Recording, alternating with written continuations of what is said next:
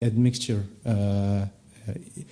increases, then the breed proportions actually changes over the genome of these individuals, and then the simple method you expect not to work very well. And another thing is that actually when you use these simple methods, then you don't use crossbred data, which may be available at higher quantities in the next years or in the coming years. And then you actually also do not use information from other breeds, which is particularly important if you have a small breed where you don't have the chance to get high accuracies of snip effect estimate. And then Jon came up with less practical but potentially a more accurate method where he actually looks at individual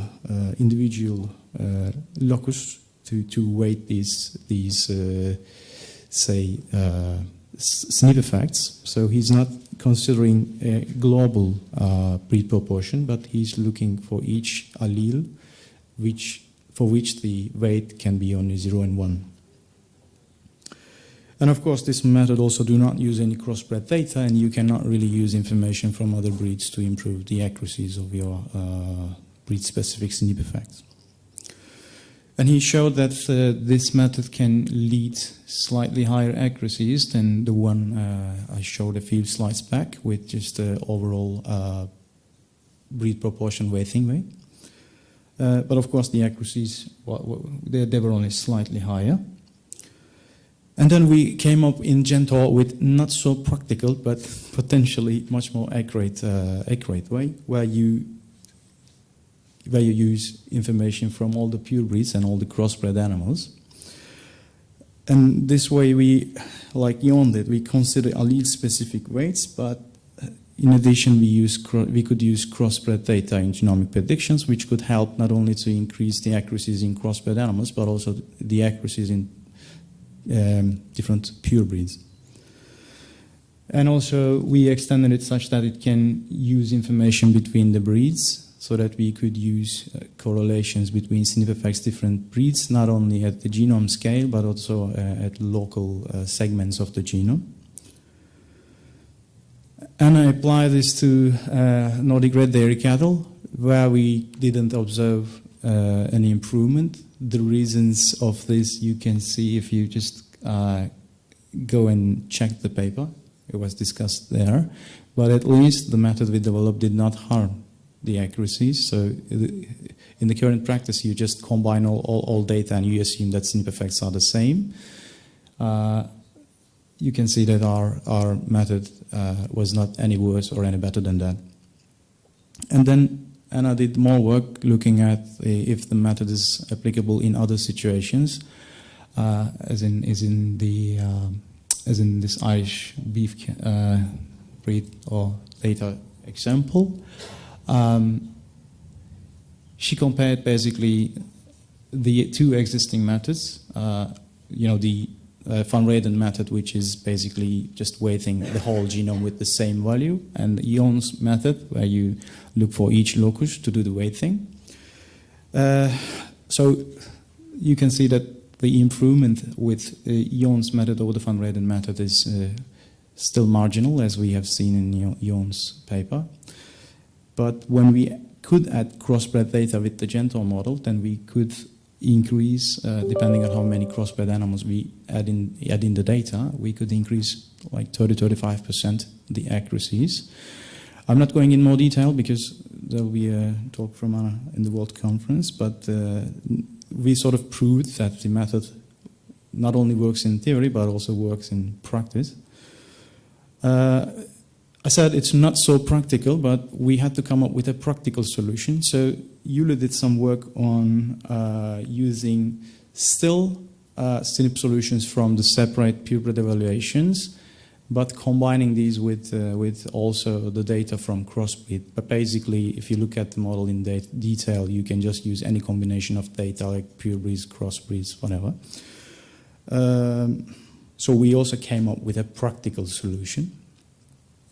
But if you want to know more about these studies, they're going to be presented in these sessions by Anna and Yuli this week in the conference.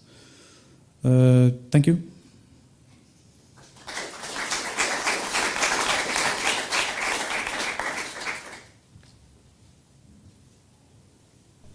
Thank you, Imre.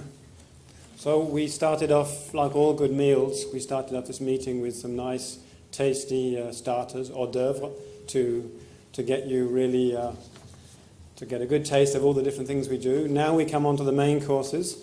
So these are our GenTore, what are we going to call them? Senior scientists, perhaps? Eileen's rolling her eyes. Who will now present 4 themes which we feel are all kind of summarise what we've done over the whole project. It's quite easy to get young scientists to keep to time. It's much harder to get the senior scientists to keep to the timetable, but I'll let you judge how good or bad they are at that. So, Måns, I think you're up first. Thank you.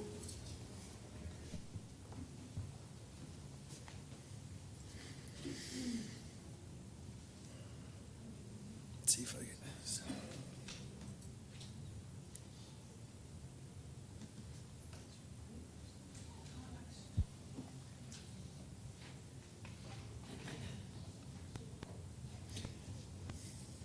So let's see how it goes with the time. But summary is maybe the right word, because I mean, in a bit more than 10 minutes, of course, it is going to be quite rather summarizing work here. But anyway, the context of what we're working with here is that, of course, production around Europe is done, you know, for dairy or beef or dual-purpose cattle, is in quite different environmental conditions and geographical conditions. That's on the one side. Also, there's quite different production systems that we are using to produce with these animals. So the GenTore ambition was to provide tools and knowledge that promote to increase efficiency and resilience at the individual animal level, as well as on the system population level, and in particular also with a view of how it works at local environments. So, and in that context, and we want to use both the within breed but also a crossbreed variation in doing this. So it's not just a project for a particular high-level breed, it's really to see across the scale. So in trying to achieve this, we decided to work with some themes. And one theme we just saw well presented by Emra was genomic tool for systematic crossbreeding systems and more at mixed breeding systems. Genomic prediction across different environments. Genomic models for efficiency, directly for the traits of efficiency and resilience. And also some management tools to let farmers decide, you know, give them tools to decide the fate of the cows and the animals in the systems, how to make, in general, to give them a more efficient and resilient system. So, I mean, why do we think that crossbreeding comes into this? So, the thing with crossbreeding is, of course, that a farmer can choose, or you can combine strengths of different breeds to make the animal fit well the environmental conditions of the farm. So you can exploit this. So you may have a farmer where you need a high productivity, but you may want to quickly, you know, add some more higher fertility, higher longevity to this breed. So we think that crossbreeding in a way can be used at a local scale in a way to accelerate the direction to this efficiency. And if you use a sexed semen, you can also add in, you know, that you want to use to select for, I mean, to decide the fate of the cow. Do you want to have a replacement heifer, or do you want to produce some meat on the final and get a beef production on that? So then you may want to use beef on the dairy in that situation. So the thing is that prior to GenTore, and in terms of really using these across, you know, multi-breed, cross-breed, genomic evaluation, you need, in order to make these decisions as a farmer, you need these tools to say something about the genomics of the animal, and they were not really available. And Emra just gave a very nice presentation about that, so I can go a bit quickly. I think he underplayed maybe a little bit his own contribution, which was the first main paper that came up with the full model. As Emra said, we have working with different kinds of ways to make them applicable for larger scale industry level applications. And we have worked with different systems. Anna is presenting, and Emra was much more exact. He knew the time and maybe the room even where Anna is going to give this presentation. I just know here that it's in session 25. But where she's going to show that in a real scenario, this model does give a very big improvement on the genomic prediction of the crossbreds. She's also going to show a little bit about why is it problematic in some scenarios. And she's going to give a little bit of insight as to the reason in the Nordic red, I think, why it was problematic and using probabilities of breed variation of alleles rather than the absolute values. We have worked with rotational crossbreeding systems of Montpellier, Holstein, and Danish red. The friends are going to show results from this in session 2 of the World Congress, so you don't have to wait very long. It is the second talk, I think, of the Congress. As mentioned by Emra, a way to make this more applicable in larger systems was to be able to use the summary statistics for it, and especially interesting if you have relatively few crossbreds and a huge populations of purebred animals that you want to bring in when you want to use still, crossbred and purebred information simultaneously.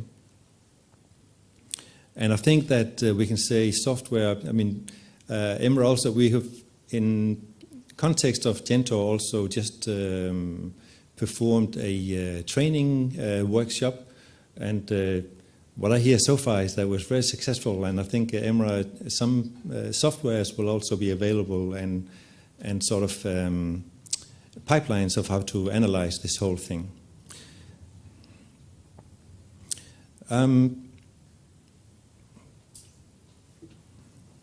So the other theme was D by E and models for analyzing genetic data across different environments.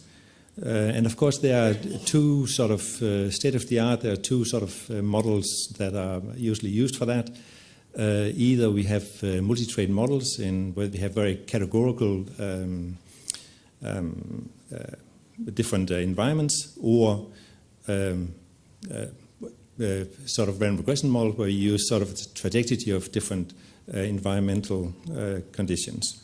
And in GenTore, there was in a work package a lot of work in classifying different farm level, different kinds of environmental factors, different kinds of geographical and factors and so forth. And in the Bavarian Fleckley, we tried to use these factors in D by E models to predict genetics of different environments. And relatively limited D by E was observed. In another scenario, the French used either productivity or the hurdle levels as the environmental factor, and observed some G by E especially for I think clinical mastitis mainly. So for some of these disease traits, there may be strong G by E with the most extreme environments. So this will also be presented in the World Congress in session 27. So please go there and get some more information on the details. And not least, Interpol also made some work in multi-condition country evaluation of AIDS slaughter, and it's all been implemented in the interval system.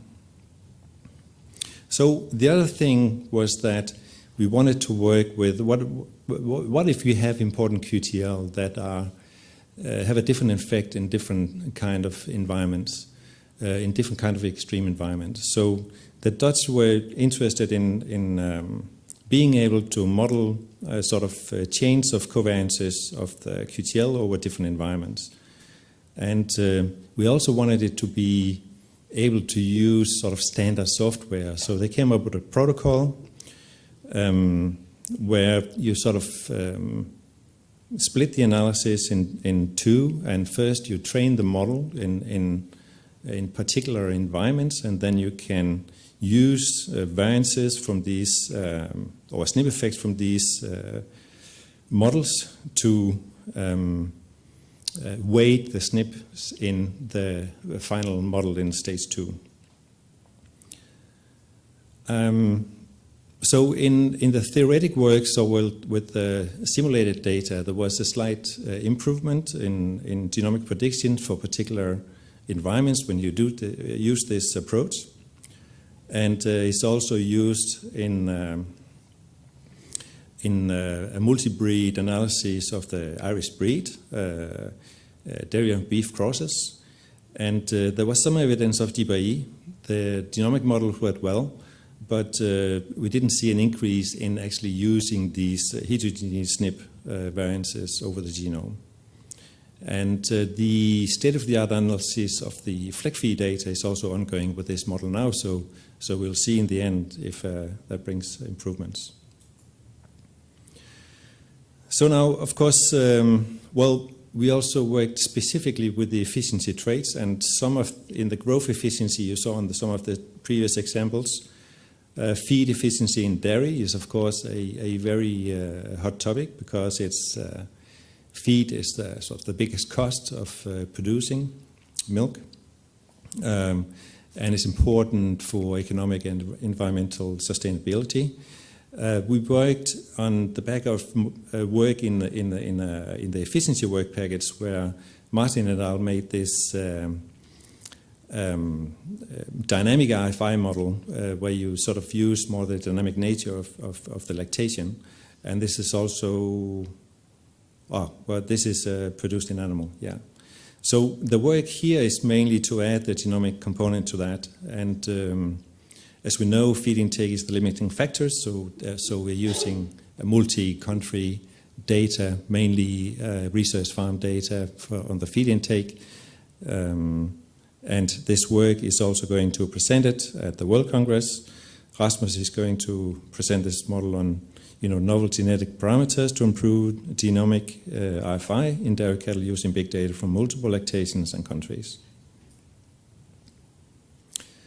In terms of resilience, I mean, the cows are met with challenges over the whole time, and a resilient cow can cope with these challenges and resume quickly to the production level. So we have basically two ways for looking at this in terms of genetics in the project. So first one is more like the local time, on the short term. So Marieke Poppe is going to present this paper in session 27, where she's looking at different traits defined as to how the milk production deviates from an expected curve over time, and define traits to use as resilience traits for selection.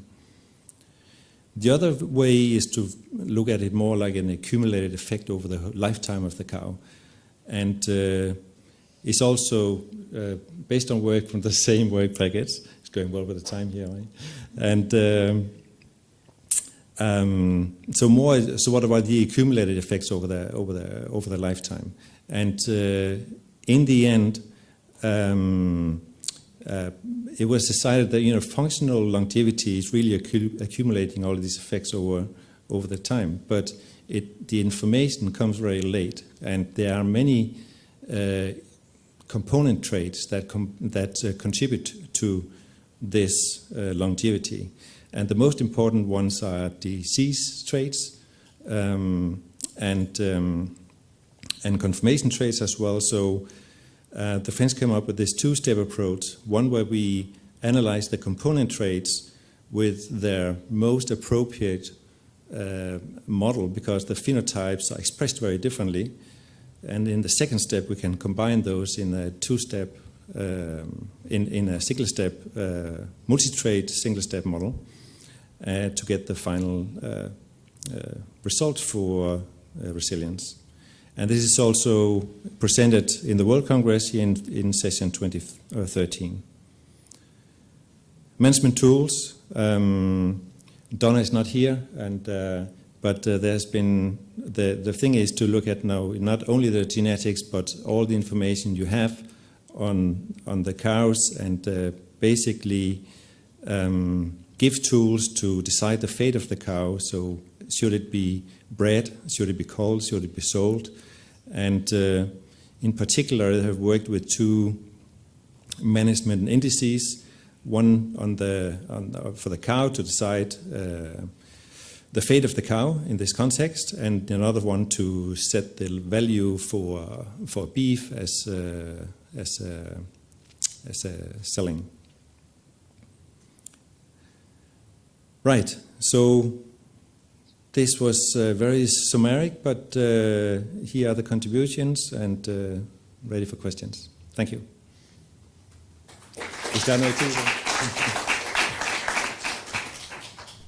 Thank you, Mons. So this talk is open for questions. We have a little more than 5 minutes, just 5 minutes. So is anybody who has a question?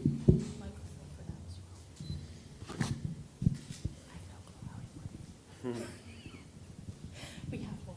We have a microphone. And it works. Oh, it works. Eileen has a question. I don't need the mic, sorry. For the recording. Okay, I'll give in then. Mons, you gave an example of why we need to look at crossbred in terms of beef cross dairy. Did you do any work looking at, at that in a real context where you're looking at sort of very classical meat traits in a crossbred beef cross dairy population? And where there might have been alternative selection pressure in each of the sort of parent breeds, if you want, purebred breeds. Just if the traits are further apart from each other in both the parents, did you see different effects? No, I think the thing is just that in terms of really the complementarity, you can use if you combine it with sex semen, you can have very extremely different on the parent breeds, but still in the end well expressed in the offspring, right? So we didn't do work.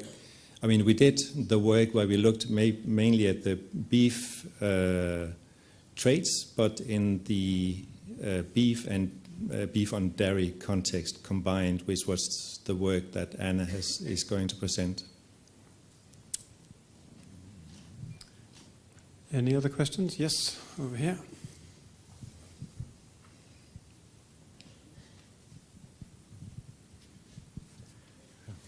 The SNP by breed interactions could be a genuine SNP by breed effect, or it could be just because of changes in LD between the SNP you're using and the causal variant. Your methods seem to be directed towards the assumption that it's just a local LD problem. Did you actually try and evaluate how big the SNP by breed interaction is, or the causal variant by breed interaction is? Well, not the causal variant by breed, but I would say that, when it comes down to practicality, what is important is that the correlations are different, the LD are different, and there may be different reasons for that, but the models need to be able to cope with it, right? And this is why I think that the important addition of Emra's model was to really estimate the correlation between breed effects at the SNP level. You can do that in overall the genome, or you can do it single SNP, or you can do it in genome regions. So in that sense, you can use it to try and get a handle on are these correlations really different over the genome? Is it because in some regions they are sharing the same causal variants, and in some regions they're not? If we have the causal variants in there, you would be able to use those models to evaluate it directly. But in general, the thing is just that we don't have them, and we need to rely on the LD, and they are different between the different.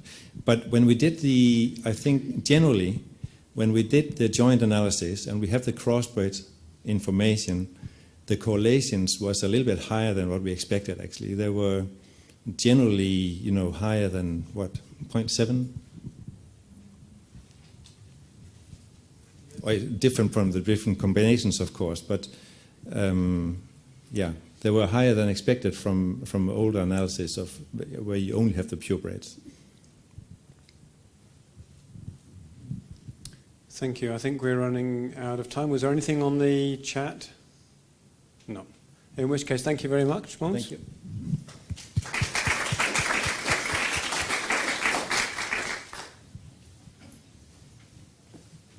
So, Eileen, the floor is yours.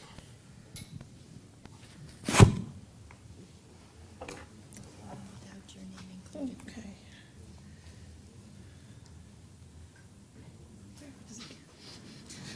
You're a Mac user, aren't you? Yeah, I'm a Mac user.